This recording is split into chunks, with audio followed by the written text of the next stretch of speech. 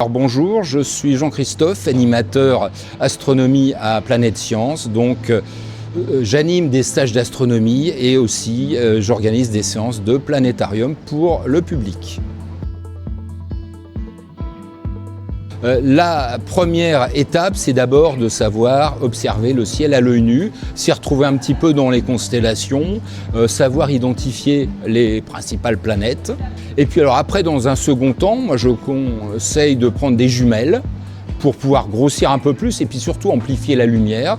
Donc avec des jumelles, vous avez accès à tout ce qui est le ciel profond, les nébuleuses, les galaxies, les amas d'étoiles.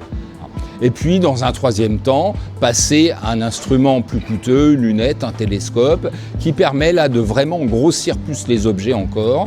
Et là, tout le domaine planétaire, lunaire, s'offre à vous. Donc l'astre le plus proche de la Terre, par exemple, la Lune, eh bien, on le voit avec un décalage d'1 seconde, donc dans le passé. Et ainsi de suite, le Soleil, c'est 8 minutes et demie. Des planètes, c'est plusieurs heures. Et les étoiles, ce sont des années, des dizaines d'années, des siècles, voire des milliers d'années.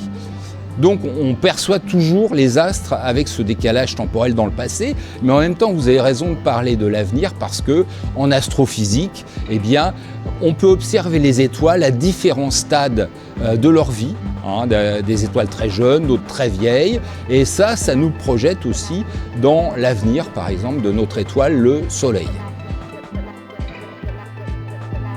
J'ai mon favori, c'est le Soleil, parce que je suis astronome amateur solaire. Donc ça me passionne depuis 52 ans. Donc le Soleil, c'est un astre vivant.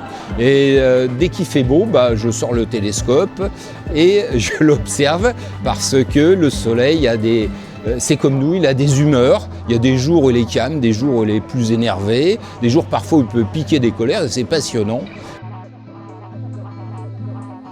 Et c'est très sympa pour tous ces jeunes, c'est très bien. J'ai constaté que certains d'entre eux, je viens de discuter là tout à l'heure, sont astronomes amateurs aussi. Donc on est dans un univers de passionnés, donc ça me plaît beaucoup.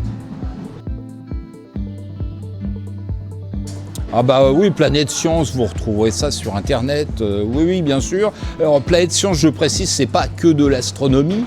Même si moi je travaille sur le volet astronomique, il y a aussi des ateliers mécaniques, robots, impression 3D, archéologie.